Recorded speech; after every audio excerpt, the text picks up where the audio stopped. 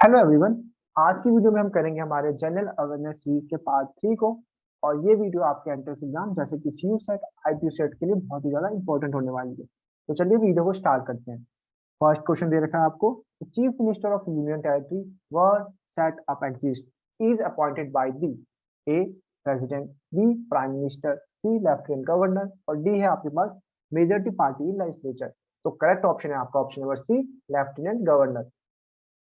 Next question है हमारे पास, the 5-year term of president is calculated from the first day of the month he assumed charge. B option, first day of the month following the month he charge assumed.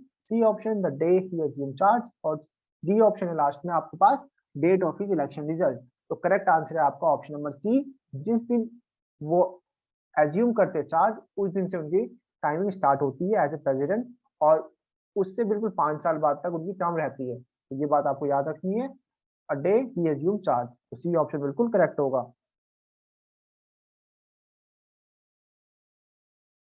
अब next question है हमारे पास, which of the following is not true regarding the payment of monument to the president?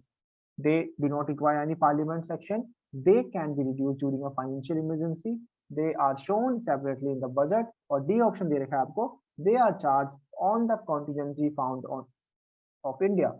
तो correct option है आपके पास option number D, they are charge on the contingency fund of India. Next question है हमारे पास, which of the following appointment is not made by the president of India? अब इनमें से किसको प्रेसिडेंट ऑफ इंडिया जो हमारे अपॉइंट नहीं करते हैं? पहला ऑप्शन है स्पीकर ऑफ लोकसभा, दूसरा ऑप्शन है आपके पास chief justice of India, third है आपके पास चीफ ऑफ द एयरफोर्स और लास्ट ऑप्शन है चीफ ऑफ द आर्मी। तो ऑप्शन नंबर ए जो है आपका स्पीकर ऑफ लोकसभा, उनको प्रेसिडेंट अपॉइंट नहीं करते, लेकिन बाकी तीन जो ऑप्शन है उनको अपॉइंट करते हैं। तो ऑप्शन नंबर ए जो होगा वो बिल्कुल करेक्ट आंसर होगा, क्योंकि उसे अपॉइंट नहीं करते president of India. Next question हमारे पास, minimum age required to contest for the presidentship age. अब कितने साल का होना चाहिए अगर आप प्रेसिडेंट के लिए इलेक्शन लड़ते हो? तो ए ऑप्शन है 30 ईयर, बी है आपके पास 35 ईयर, सी ऑप्शन है 23 ईयर और डी ऑप्शन 21 ईयर। तो option number C, option number B जो है आपका 35 ईयर बिल्कुल करेक्ट आंसर है। 35 ईयर आपकी एज होनी चाहिए अगर आप प्रेसिडेंटशिप के लिए इलेक्शन लड़ने वाले हो, तो मिनिमम एज आपकी 35 होनी चाहिए। तो बी ऑप्शन बिल्कुल करेक्ट होगा। नेक्स्ट क्वेश्चन है, the power to grant pardon, reprise or remission of punishment under the Article 72 is exercised by the President of India on the advice of Prime Minister, on his own as the head of the Union, on the advice of Council of Ministers, in consultation with the Prime Minister, who tendered his opinion on the advice of his cabinet। तो option number C जो होगा आपका on the advice of council of minister correct answer होगा। तो C option बिल्कुल correct है।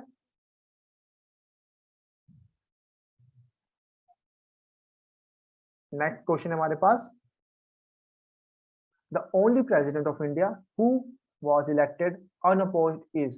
अब कौन से ऐसे प्रेसिडेंट थे जिन्हें बिना किसी अपोजिशन पार्टी के अपोज किए वो इलेक्ट हो गए थे?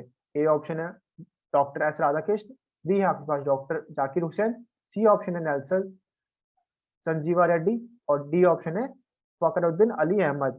तो ऑप्शन नंबर सी जो है आपको बिल्कुल करेक्ट आंसर है, नीलम संजीव रेड्डी। ठीक है, तो ये बात आपको याद रखनी है। नेक्स्ट क्वेश्चन है, who act as the president of India when neither the president nor the vice president is available.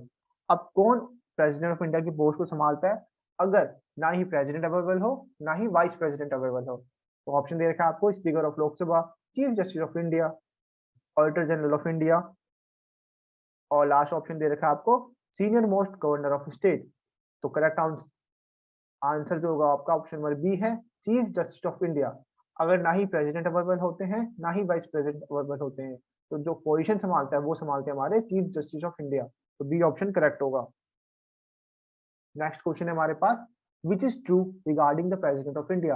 अब आपको 4 स्टेटमेंट दे रखी है और आपको बताना है कि कौन सी स्टेटमेंट ट्रू है। पहला स्टेटमेंट है he is the chief executive, दूसरा स्टेटमेंट है he is the supreme commander of armed forces, third statement है he is the titular head of the state constitution, fourth है आपके पास he is part of the union legislature. तो आपको ये बताना है कौन सा स्टेटमेंट सही है। तो करेक्ट ऑप्शन है इसका आपका ऑप्शन नंबर डी, जो आपका बिल्कुल करेक्ट स्टेटमेंट है। फर्स्ट, सेकंड एंड फोर्थ, मतलब कि फर्स्ट, सेकंड, थर्ड, फोर्थ सारी स्टेटमेंट हमारे प्रेसिडेंट ऑफ इंडिया के बारे में सही है। तो डी ऑप्शन बिल्कुल करेक्ट होगा। नेक्स्ट क्वेश्चन है हमारे पास, when the chairman of Rajya Sabha act as president, key duties of chairman are performed by himself, a newly elected chairman, the deputy chairman, member of Rajya Sabha deputed by the chairman। तो correct answer है आपका सी, the deputy chairman. ठीक है, अगर जैसे president आपके अगर president के अगर जगह आपके चेयरमैन ऑफ राज्यसभा एक्ट करते हैं प्रेसिडेंट की तरह, जो कि वाइस प्रेसिडेंट होते हैं, तो जो उनकी ई ड्यूटीज होती है चेयरमैन की, वो कौन संभालेगा? वो संभालते हैं आपके डिप्टी चेयरमैन। ठीक है, तो ये इसको आपको ऐसे समझना है इस क्वेश्चन को कि जब प्रेसिडेंट नहीं रहते तो उनकी जगह आते हैं वाइस प्रेसिडेंट ऑफ इंडिया। अब वाइस प्रेसिडेंट ऑफ इंडिया जो है वो हमारे राज्यसभा के चेयरमैन होते हैं, लेकिन अब उनकी जिम्मेदारी प्रेसिडेंट ऑफ इंडिया की है। तो जो चेयरमैन की जो जितनी भी जिम्मेदारी होती है वो कौन संभालेगा? वो संभालेंगे हमारे डिप्टी चेयरमैन, जो कि उस टाइम पे जो भी होंगे। तो ऑप्शन नंबर सी इस हिसाब से करेक्ट होगा, द डिप्टी चेयरमैन। तो ये आपको याद रखना है। अब आते हैं अगले क्वेश्चन पे, dispute regarding the election of president and vice president are settled. अब जो डिस्प्यूट होते हैं इलेक्शन, जो कि प्रेसिडेंट और वाइस प्रेसिडेंट के बीच में हो सकते हैं, तो वो कहाँ पे सेटल होते हैं? पहला ऑप्शन है सुप्रीम कोर्ट, बी है इलेक्शन कमीशन, पार्लियामेंट्री कमेटी, और लास्ट ऑप्शन है सुप्रीम कोर्ट और हाई कोर्ट। तो करेक्ट आंसर है आपका ए, सुप्रीम कोर्ट के अंदर ये सेटल किए जाते हैं अगर कोई भी डिस्प्यूट होता है प्रेसिडेंट के इलेक्शन के अंदर या फिर वाइस प्रेसिडेंट के इलेक्शन के अंदर। तो ये ऑप्शन करेक्ट है। नेक्स्ट क्वेश्चन है, what function is specially described in the constitution for the vice president of India? A option है vice chancellor of universities, B है आपके पास चेयरमैन ऑफ राज्यसभा, सी दे रखा to assist the president in times of emergency, और D option है none of the correct. तो सही आंसर है आपका बी, चेयरमैन ऑफ राज्यसभा। ठीक है, क्योंकि हमारे कॉन्स्टिट्यूशन के अंदर ये बता रखा है कि वाइस प्रेसिडेंट की जिम्मेदारी होती है चेयरमैन ऑफ राज्यसभा बनने की। ठीक है, तो बी ऑप्शन बिल्कुल करेक्ट होगा। नेक्स्ट क्वेश्चन है, who elects the vice president? अब वाइस प्रेसिडेंट को कौन इलेक्ट करता है? ये ऑप्शन दे रखा है आपके पास, the electoral college which elect the president, member of Rajya Sabha, C option है आपके पास the electoral college consisting of member of parliament, और डी आपके पास member of parliament at a joint meeting. तो करेक्ट आंसर है आपका C, an electoral college consist of member of parliament. Parliament के जो मेंबर होते हैं, जो कि आपका राज्यसभा और लोकसभा है, वही आपके इलेक्ट करते हैं president of vice president of India को। नेक्स्ट क्वेश्चन हमारे पास, the idea of including the emergency provision in the constitution of India has been borrowed from. अब ये कहां से हमने लिया है? कॉन्स्टिट्यूशन ऑफ इंडिया से, कॉन्स्टिट्यूशन ऑफ आयरलैंड से, कॉन्स्टिट्यूशन ऑफ यूएसए से, या फिर वीमार कॉन्स्टिट्यूशन ऑफ जर्मनी से। तो ये हमने कौन सी कंट्री के कॉन्स्टिट्यूशन से उठाया है? तो करेक्ट आंसर आपका डी होगा, वीमार कॉन्स्टिट्यूशन ऑफ जर्मनी। ठीक है, वहीं से हमने इमरजेंसी की जितनी प्रोविजन है वो हमारे अपने कॉन्स्टिट्यूशन के अंदर बोरोड किया है। ठीक है, तो डी ऑप्शन करेक्ट होगा। नेक्स्ट क्वेश्चन है, the union council of minister consist of. अब जो यूनियन काउंसिल ऑफ मिनिस्टर होते हैं, इसमें कौन कौन होता है?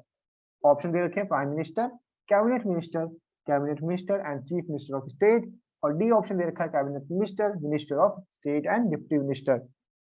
तो करेक्ट आंसर है आपका ऑप्शन नंबर डी।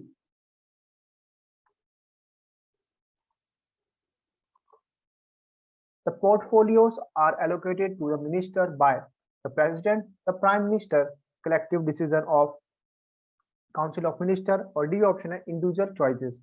तो ऑप्शन नंबर बी जो आपका बिल्कुल करेक्ट आंसर है, द प्राइम मिनिस्टर।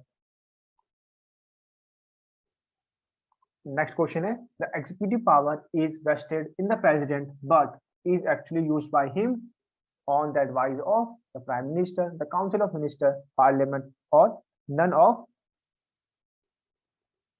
above। तो करेक्ट आंसर है आपका option number B, the council of minister. ठीक है, तो काउंसिल ऑफ मिनिस्टर आपका करेक्ट आंसर है। नेक्स्ट क्वेश्चन है, which article of Indian constitution did doctor Bhimrao Ambedkar term as the heart and soul of Indian constitution?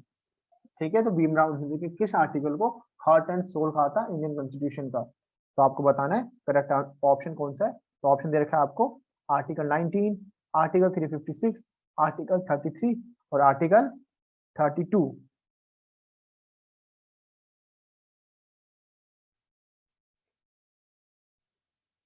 तो correct answer है आपका option number D, article 32 को डॉक्टर भीम अम्बेडकर ने कहा था heart and soul of Indian constitution. तो D option बिल्कुल correct है। नेक्स्ट क्वेश्चन है, minister may be chosen from Lok Sabha,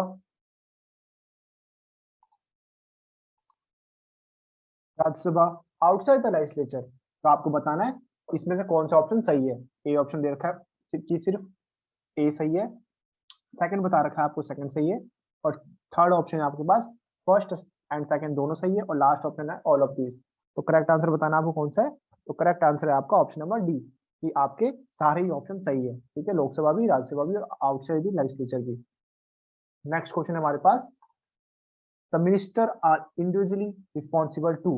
अब जो मिनिस्टर होते हैं वो किसको अपनी जिम्मेदारी बताते हैं? The president, the house of people, the prime minister, the house of which they are member. तो करेक्ट आंसर है आपका option number A, the president. ठीक है, रिस्पॉन्सिबल होते हैं प्रेसिडेंट को। ठीक है, तो ये आज की वीडियो हमारी खत्म होती है। अगर आपको कोई भी डाउट हो तो आप कमेंट सेक्शन में पूछ सकते हैं, और बाकी ये सारी प्लेलिस्ट आपकी डिस्क्रिप्शन बॉक्स में लिंक मिल जाएगा, आप वहां से जाकर चेकआउट कर सकते हैं। और आज के लिए इतना ही, थैंक यू।